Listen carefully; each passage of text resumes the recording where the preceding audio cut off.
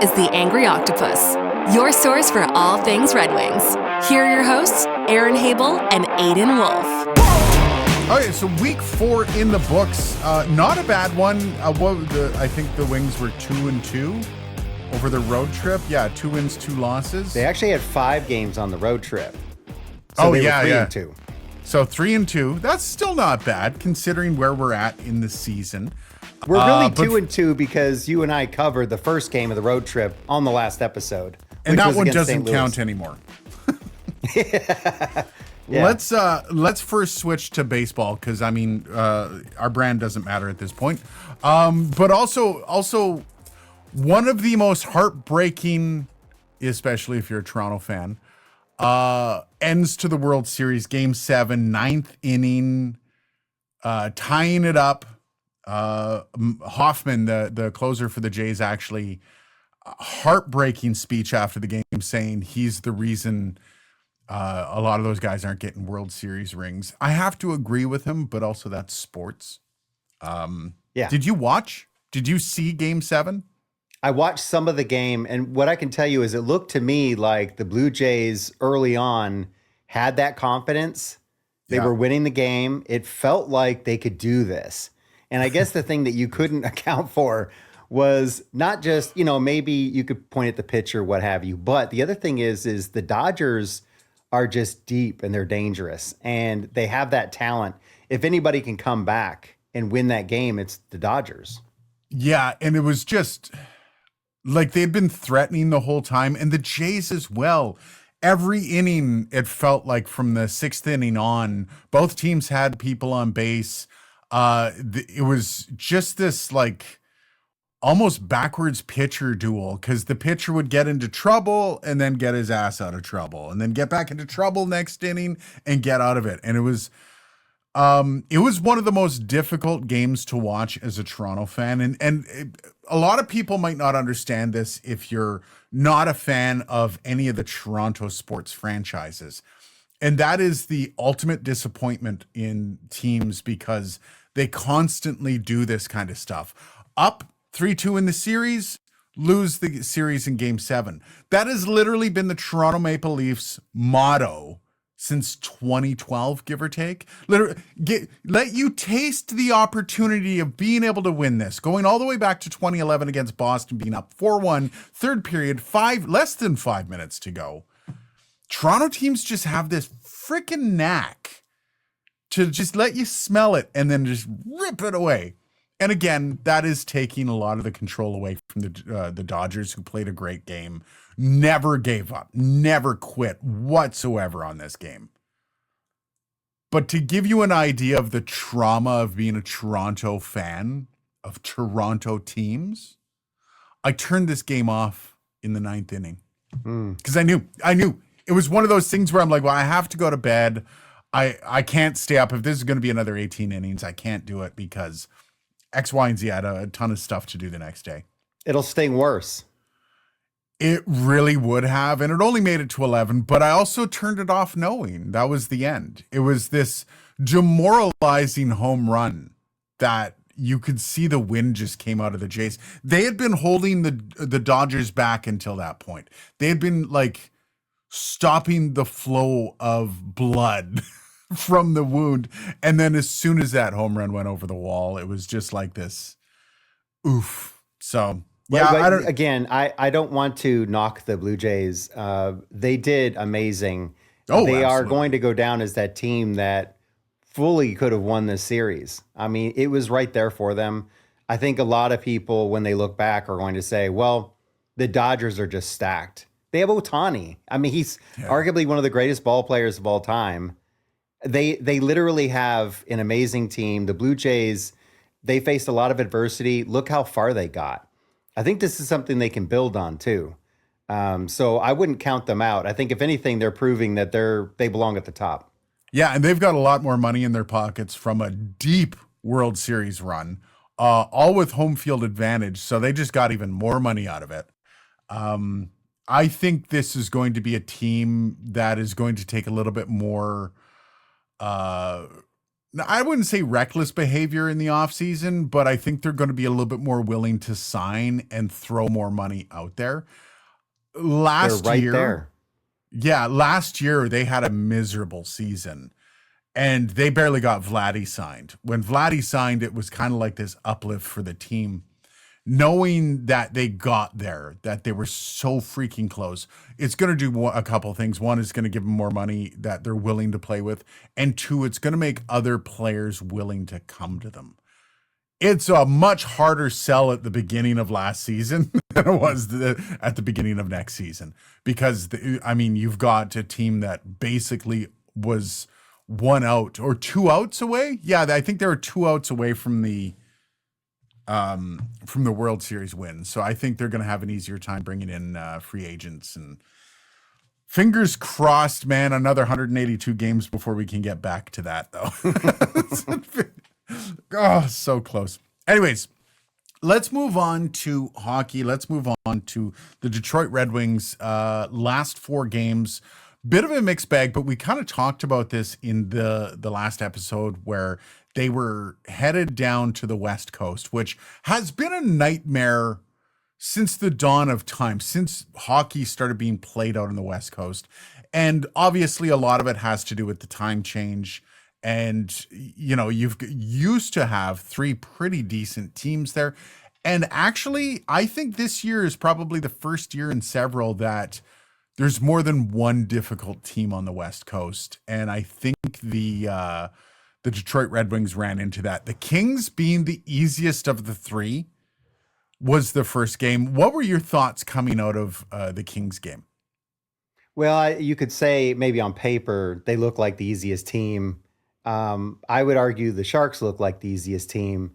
McClellan used to work with the Kings, and I think there's something to that. He's going back to his old home, and that team wanted to beat him, and I think that came through.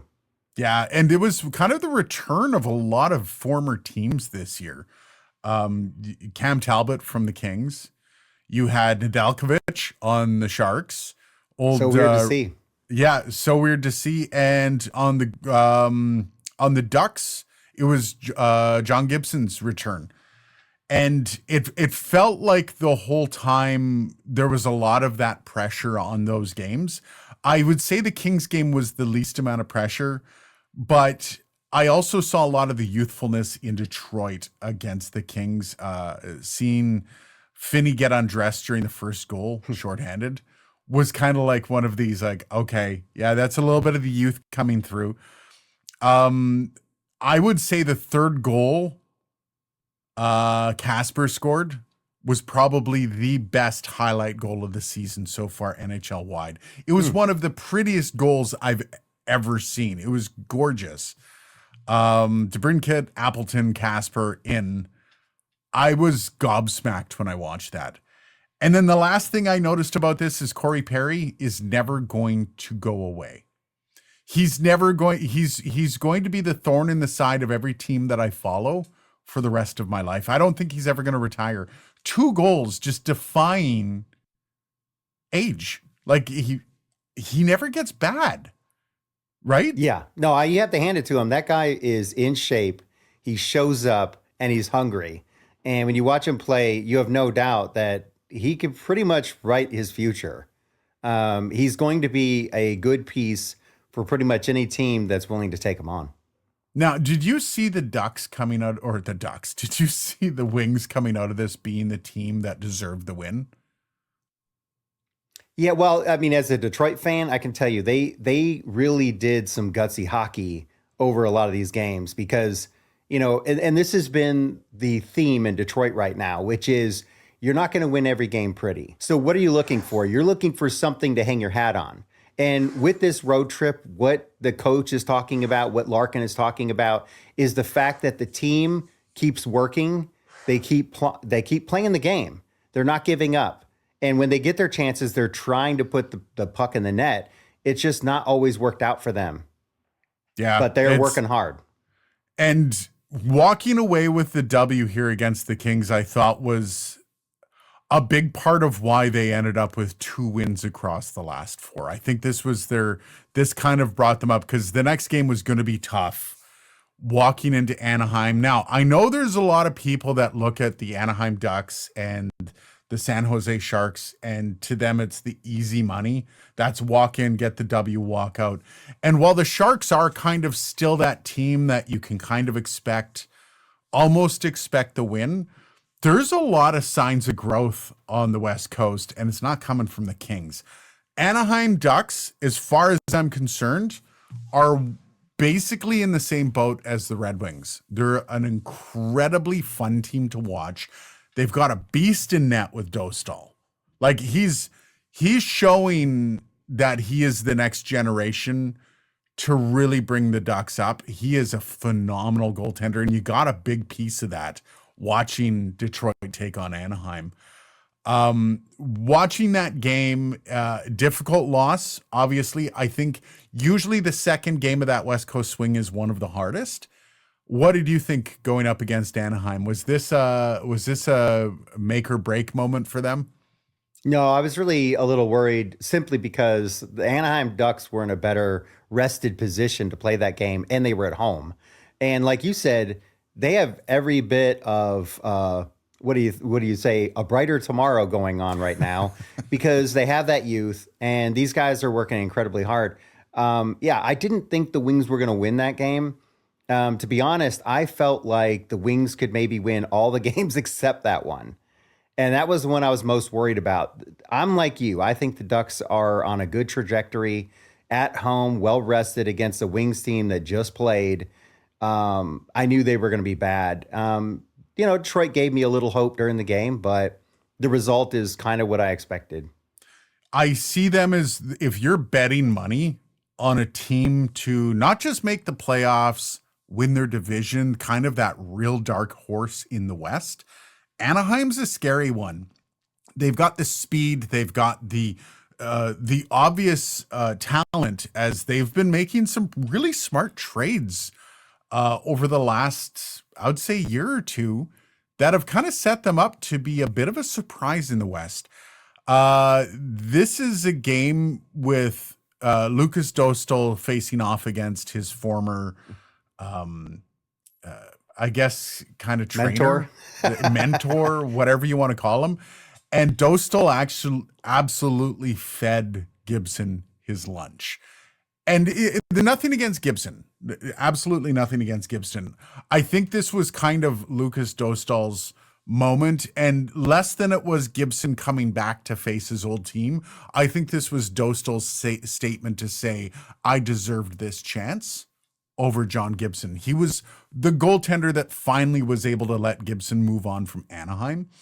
And if you're wondering about how much plausible animosity there might be on the line between Gibson and the Anaheim Ducks, he did an interview last week basically saying that they were some of the hardest years he's ever had to suffer through with Anaheim, basically the last 5 years. That couldn't have been good for the rest of the team to hear. And guys like Dostal, who are left behind and who are the ones that are kind of picking up the pieces of that old regime, I think Anaheim came out looking for blood in this one just from that alone. And I think they got the blood they wanted. Well, you need inspiration, right? And if they were going to get inspiration, where better to get it from? But look, Gibson is just speaking like any hockey player would. If you've been through a bad stretch and you feel like you didn't really have the support you should have got or could have gotten, it's hard because you have games you've lost. You have a record you're not proud of possibly. But look, let's be honest. I mean, when the Wings were looking to get Gibson, the rumor is that they wanted him for a while. And it doesn't matter really what he suffered through. They know what his talent level is, and they feel confident in his abilities.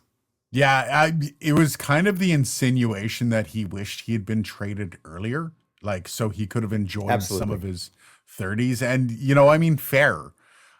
He was a massive trade chip for Anaheim, and it was the running joke. Gibson's on the block, right? And not only is that is losing stressful, is being on a team that doesn't compete or can't compete. It's also knowing that you can be traded at any minute. And this dude isn't in his early 20s where, who cares? You're traded to Columbus for a couple of years. This guy was in his 30s. He's got a family. You don't Yeah. want to be hearing that every day, and especially not having the power over it. Now, there was one moment in this game, I believe it was Sider, with a goal that probably would have changed the fortunes for the Wings. Maybe, yeah. And he tried kicking the puck up to his skate. It was a kicking motion. I've got to give you that. The question I have, though, is the kicking motion rule. Sider was trying to kick it up to his stick. It missed his stick and it went in. Should that rule still exist on that play? Or, because he wasn't obviously trying to kick it in the net. He was trying to kick it up to his stick. And if he was successful, the goal would have counted. If it even touched the tape of his stick, it would have been successful. So should that negate the spirit of that rule? No, I didn't lose any sleep over this. I thought it was unfortunate because the way that he angled his skate totally set it up to where he could knock it in with his stick. And that didn't occur. Like you said, it got away from him. Misjudging the speed, I'm not sure, but I understand why they ruled against him. Like I said, I didn't freak out. I didn't get too upset, but it was unfortunate because if he had just gotten his stick on it just even a bit, he would have had a good goal, and it would have meant a lot. But yeah, I'm not going to lose sleep over it. It's the rule's the rule, and they said all you need is a kicking motion. There is no context there for was it kind of bumping it to the stick or was he just trying to kick it in the net? We've seen that before. But I think the spirit of the rule is if you're kicking it in the net, you're not allowed to score with your skate intentionally. And they show this because there's how many times have we seen this overturned because it wasn't a quote unquote kicking motion, meaning that as long as you don't intend to score off your skate, it's a good goal. And I would argue that Sider had no intention of scoring off of his skate with this. He was obviously pushing it up to his stick. And I got to say, man, it was a hair from his stick. I would actually be surprised if he didn't touch this puck. And it was just I couldn't find where he did. I really looked. Let me put it this way. So if they had ruled that it was fine, that the goal was good because he didn't intend to kick it in the net, what have you, I would have been great with that. I'm just saying to be objective in this sport, I looked at it and I thought, well, they're within their rights to call it that way. I wish they had called it differently. That would have been great. But again, they have the right to do that. Now, I like what you said about, looking at this and really trying to understand what happened there. But I think a lot of times they're just trying to look at it black and white. So it helps with fairness. It helps with consistency. Does it work that way? I don't know. But I think that's what they intend. Yeah. Well, I did see watching this game, you saw a momentum shift after that call. You saw Detroit, they struggled defensively after this. And that third goal by Anaheim, you saw a massive confusion set in with Detroit. And Anaheim basically walked in and took what they wanted. And I also kind of saw John Gibson, he kind of deflated after that third goal. And I felt like while this game was a lot closer than 5-2, it also kind of wasn't, because at that 3-2 goal was kind of the that was the like deflated Detroit Red Wings are going to struggle to score anything else. It was kind of sad to see, but also, again, you're up against an incredibly good, fast, and talented Ducks team. And it was more of a fight than the score indicated. I think that's the biggest thing to walk away from that game with, is you could definitely tell that the Wings were in it to the end. Well, I think what I saw was it looked like they struggled even more to defend. So everything that they were doing to try and stop the puck from going in the back of the net on their end, it took them a lot more work because it seemed like they weren't as organized. There was this sort of letdown a little bit in their attitudes. But they never stopped battling. It looked like they were having to work even harder to do what they were doing. And I take that to mean, yeah, that third goal hurt a lot. Yeah, and I got to give them credit. They're not being barraged on the rush as much as they were last week. Oh my God. You could see still the defensive breakdowns, though, are something that I'm sure coach is probably sitting back, banging his head up against a wall, trying to figure that out. But I mean, it also comes with youth. Defense is one of the hardest things to learn. Well, the other thing to remember here is so it does appear that they've kind of fixed the rush thing, but those defensive breakdowns are going to happen. It just takes one bad play and you end up with the puck in your net. And you can say we need to work on that. But what about the dozens of times that they got it right, you know?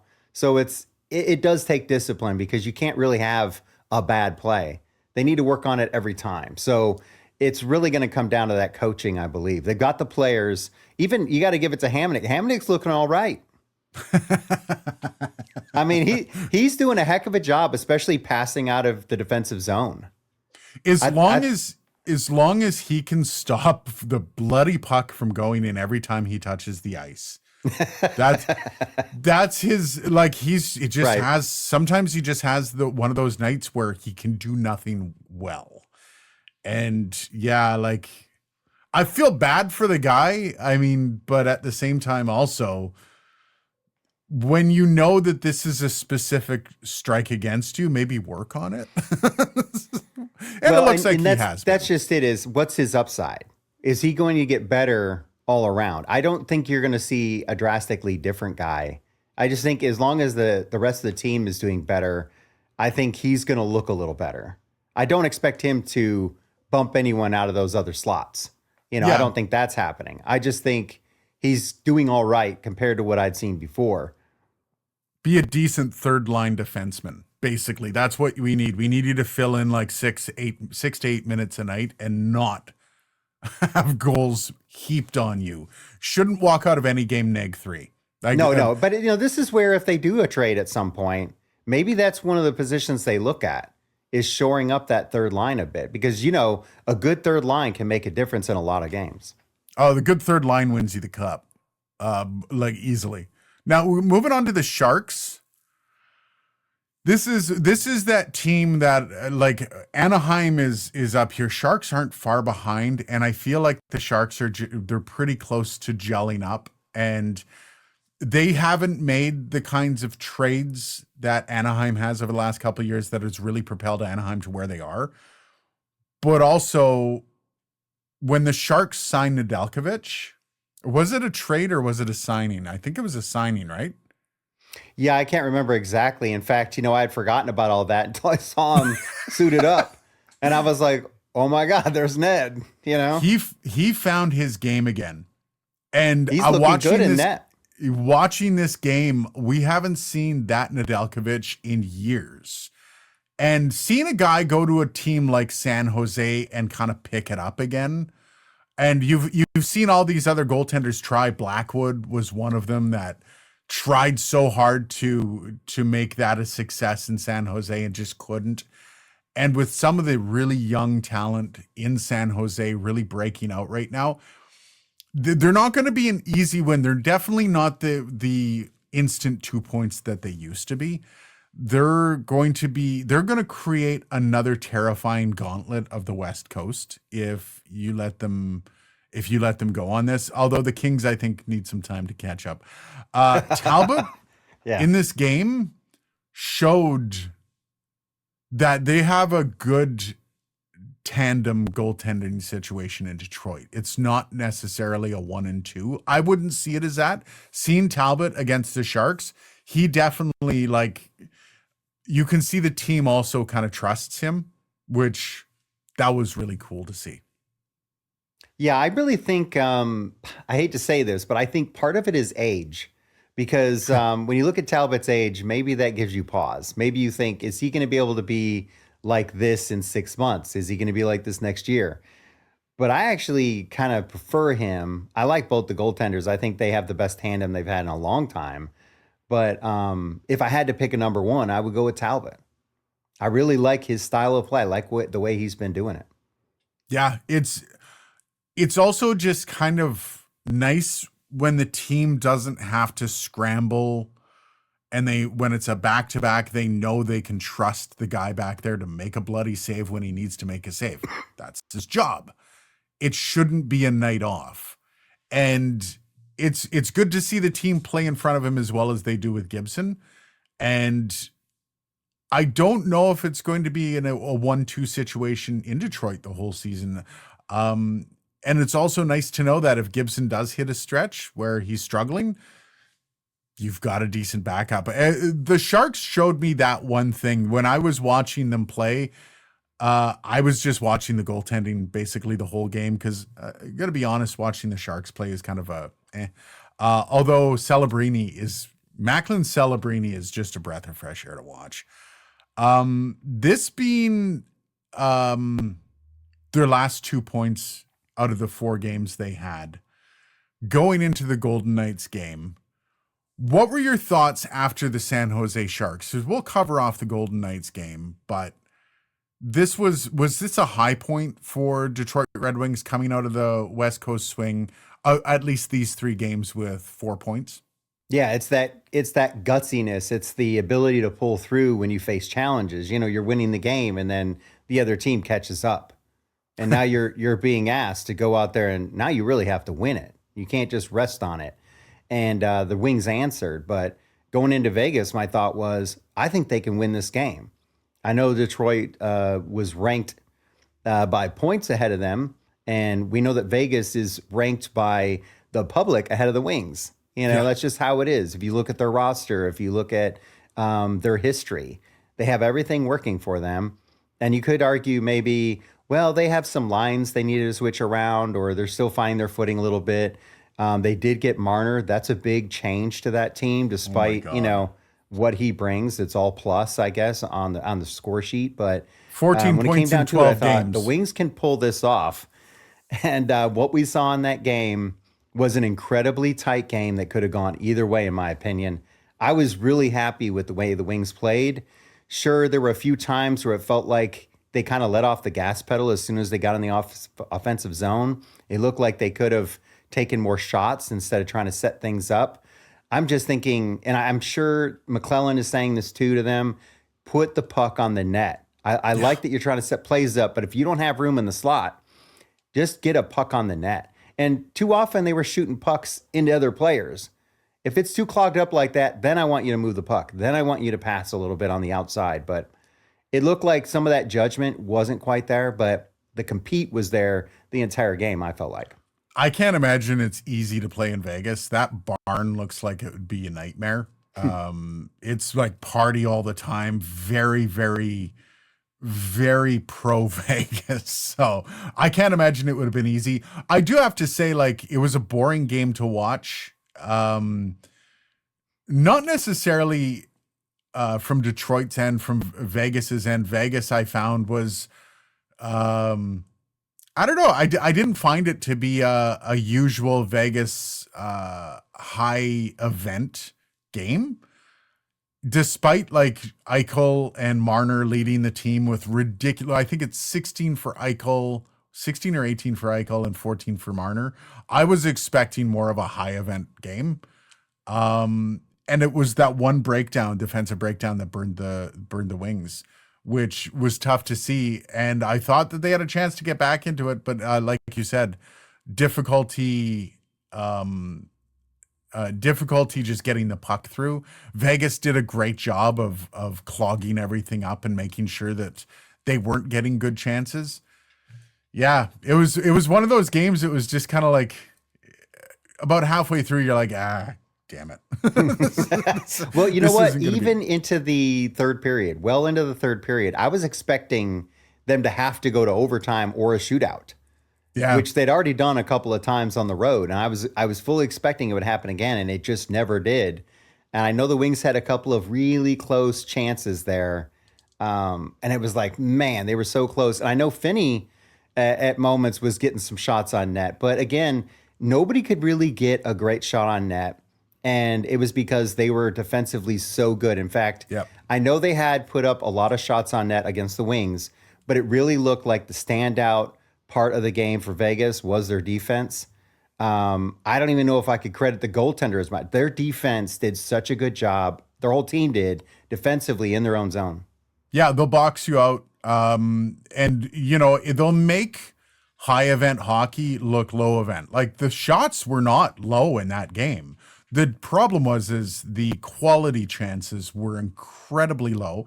And the Leafs played this game last year where, sure, take 40 shots on our goaltender, but all 40 of them are going to be easy. They're going to be seen.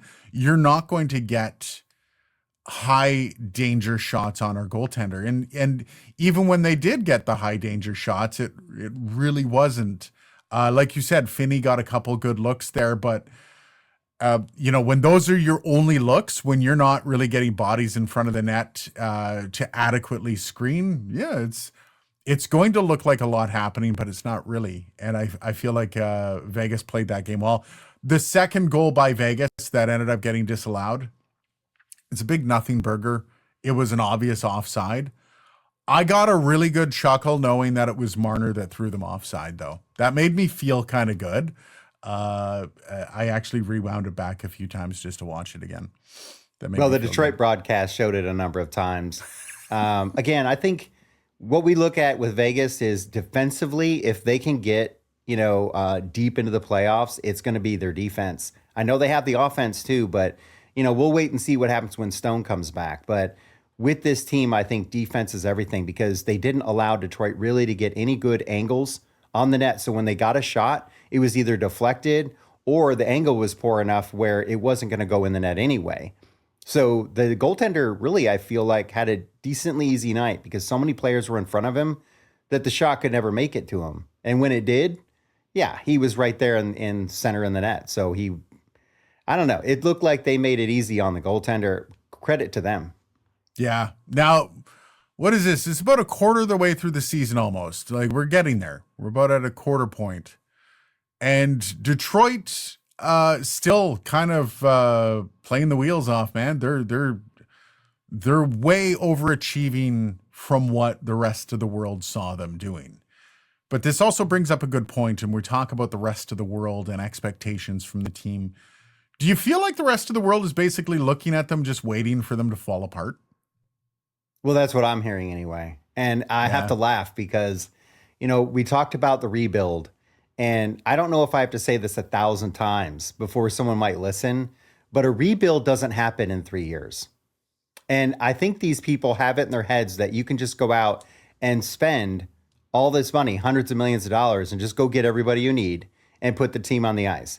Ask yourself this: did your team do that? Where's your team at? So my point is the rebuild is happening at the pace that Yzerman set us up for. He said this is going to take a while. And it's called investment. It's the long game. So, when people are like, oh, well, they almost made the playoffs a year or two ago or whatever. That's not what Yzerman wants. He wants the Wings to get to the playoffs and actually be expected to win. He doesn't want them to sneak in and then, oh, well, you guys made it. Now you can go home. That's not what this is about. You win nothing by winning a playoff series. You need to win a number of them because at the end of the day, the only thing that matters is the cup. And the Red Wings, the last time I checked, aren't they like third in history with Stanley Cup wins? So, they're up there. Don't count them out. Don't count them out. I know Montreal's got a big lead on that. In fact, I saw something about ranking the most successful cities in sports in history. And somehow Montreal is up there, way up there. And it has to be because they won so many damn Stanley Cups. Yeah, they've done well for themselves. I think this is relatively normal for any team that has been mired in the slump that Detroit has been in. And I think that this is something that is going to be, you look back on the Vegas Golden Knights first season, when they came in and everybody was like, oh, that's cute. They're 3-0. Look at this cute little team winning games. And even by the middle of the season, people were still looking at the team as the underdog, even though Vegas was destroying the league. And I feel like a lot of people, it takes them some time before they actually realize what's in front of them. And again, Vegas hoists the cup and people are like, wow, that was a shocker. It's like, guys, they had 82 games before this to show you who they are. You shouldn't be shocked that they're lifting the cup. And I feel like this is something that Detroit's going to be battling against over the next probably couple years, is just this, no, you guys aren't who you're saying you are. You're someone else. Because most people don't follow the team and see those little micro management moves that are being made and and they're not following guys like Emmett Finney when they should be. I am going to be curious to see, though. There's a couple tests that Detroit does need to get through. One is the toughness challenge. And every year you see it kick in January, February, when it's not that the games get tougher, they get harder. They get tighter. You have less room to move because teams have a playbook on you by that point. They know how they're going to approach each game, where the first quarter of the season, a lot of it is just get out there and let's see what we can do. And the playbooks are limited, but as you get later on in the season, anything that is a weakness will be exploited. And I think Detroit has a lot to prove at that point, but this could be another Vegas Golden Knights. They could be. Yeah, I don't know. All I can tell you is rebuilds take time, and to say that the rebuild is not successful when this is the first year we're out of the gate, Detroit looks like it might do something. There's no mistaking it. You can look up the stats. They haven't had this kind of start in a long time. They are going to have to prove it. I agree with that. I'm not counting them as a playoff team yet. Right now, they're in good position, but we have yet to see what's going to happen with the Atlantic. So much can change. I would point to last year with Edmonton looking like at the beginning of the season, this far in, they didn't look like they were going to be in the playoffs. But no. What do we know? You have to work on the team. There's a lot of coaching involved. There are players who step up. There are players who end up getting moved around, But by the end of the season, if the coaching has worked, the players are believing, and you've got enough talent, yeah, you can get in there. And that's the whole point of this Red Wings team is you can point at a few players and go, well, why do you have that guy? Well, we can do that with every team. Every team has those problems. So it's really going to come down to, are they winning the games or not? And they're not always going to be pretty. That's the point of me watching that Montreal game against the Flyers, because Montreal looks like they got everything going on for them. And guess what? Not a great game for them, and they worked hard. They tried to win that game, but you're not going to win every one. It's going to be, how many of those games are you winning? Are you winning enough to keep that momentum going? And Detroit's got that going on. Look up all the rankings right now. They're second in the Atlantic. And I believe they're fourth in their conference. So there's nothing to laugh at with the Wings right now. They're doing very well. Now they're about to go home for a number of games, and they start against the Rangers. Oh, that's going to be a mixed bag. See where the Rangers are at. I just think it's going to be fun seeing, regardless of how Detroit finishes this season off, which fingers crossed for a playoff berth. And that's not what I'm thinking it should be. The win this season is a playoff berth. It's not points. It's just getting to the playoffs, getting the kids a little bit of bite out of the playoffs to just show them what's there. Give them something to shoot for the next season.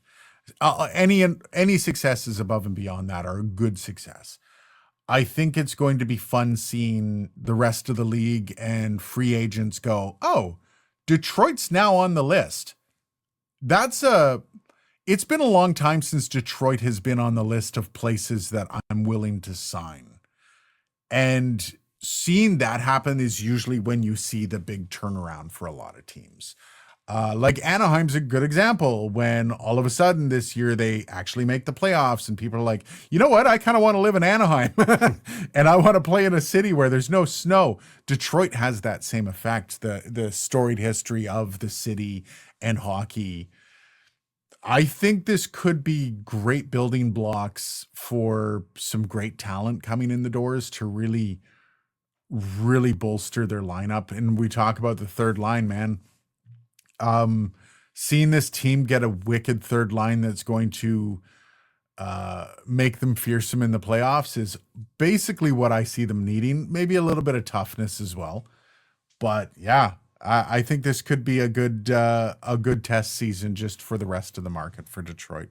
And one reminder, Patrick Kane has not been playing, and he should be practicing within a day of this recording. So all signs point to his return very soon. And I think if you had him out there, I think it's going to make a difference, because that puts your line together that they wanted all season, Patrick playing with DeBrincat.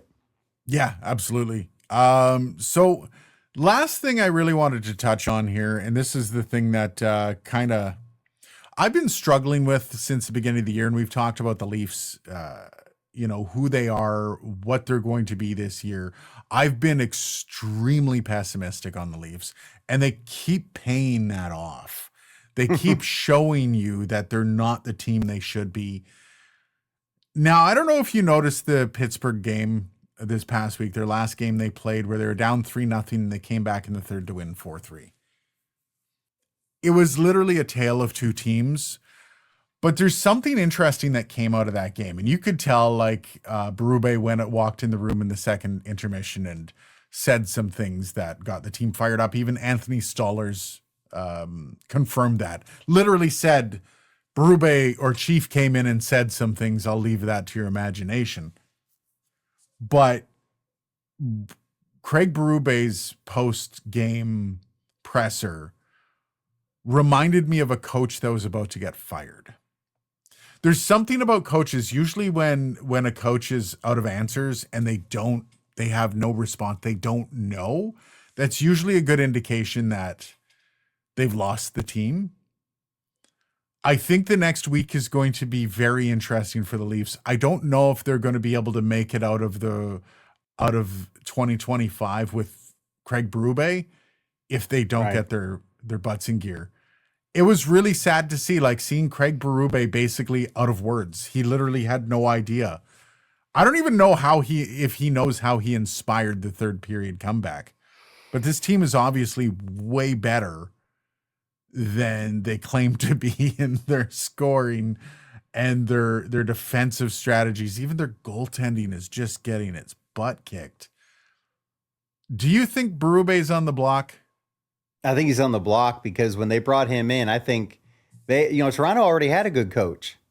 They brought in Berube and the idea was we're going to shake this team up with a great new coach. We're going to move forward. We're going to finally do what we haven't been able to do. We're going to get through the playoffs. We're going to get to the cup, And I mean, a lot of people might just point and go, well, you lost Marner.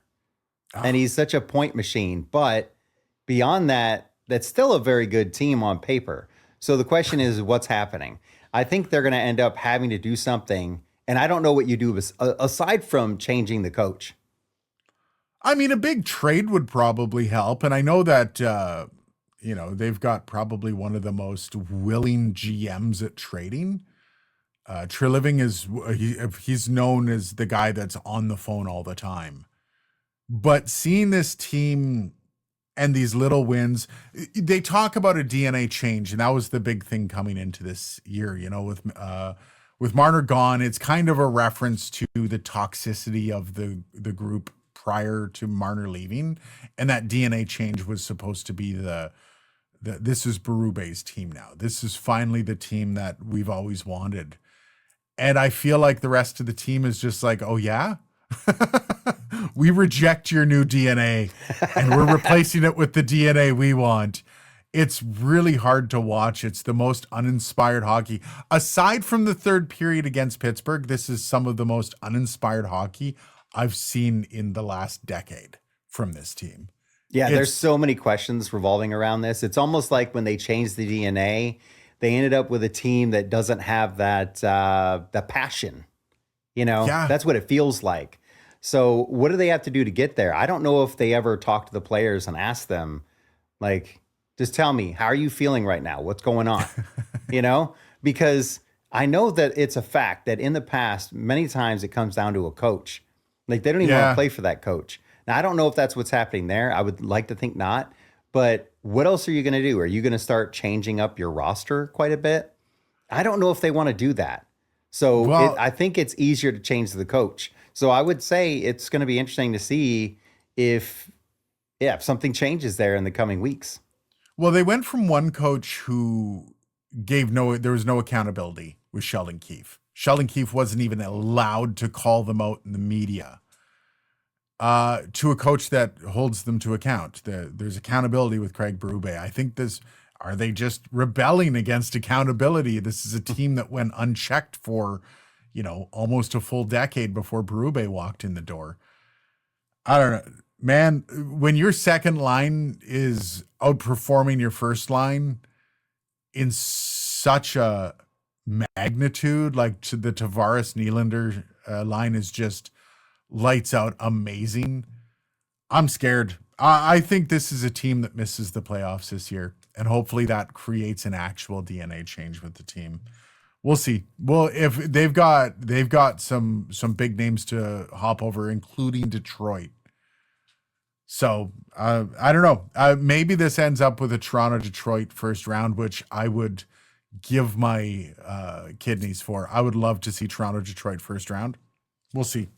Anyways. Yeah. Well, and look, the other thing they can try is shaking the lines up. I know you like the second line, but maybe if they shook it up a little bit, they might have two better lines overall. Yeah, they still can't find anybody to play with Matthews and Nyes. Oh, they even removed Nyes off that line. They brought Nyes down to the second line to try to get him going. Matthews just seems to be the black hole. You know, they tried with Michelli. They tried with everyone. It just, and you know, I mean, Matthews has been picking up the goals. Definitely not at the pace everyone's expecting, but he's getting there. But yeah, we'll see. I don't know. Well, and who knows? Maybe they just start playing better. That's always the hope, right? Because maybe you can't Pittsburgh point at the coach and say he's no good. And I'd Yeah, rather maybe- have a coach that holds people accountable. You know, what are you getting paid for? Yeah. And last year they had this a similar October, so fingers crossed that November is the turnaround, and Pittsburgh was the ignition for decent play. Fingers crossed. Anyways, Well, they'll be watching the footage, I'm sure. we will see y'all next week. Thank you very much for watching. And how many games do we got? We got a couple games before next week. Hey, Detroit still has that really full schedule going home, right? Yeah, they have a nice home schedule coming up. They got the Rangers on Friday, and then on Sunday, it looks like they have the Blackhawks. Ooh, okay, that's a decent couple games. All right, we'll touch base next Wednesday on those. Cheers, Aaron. Have yourself a great week. Thanks for listening. You know you can find us on YouTube as well. Till next time.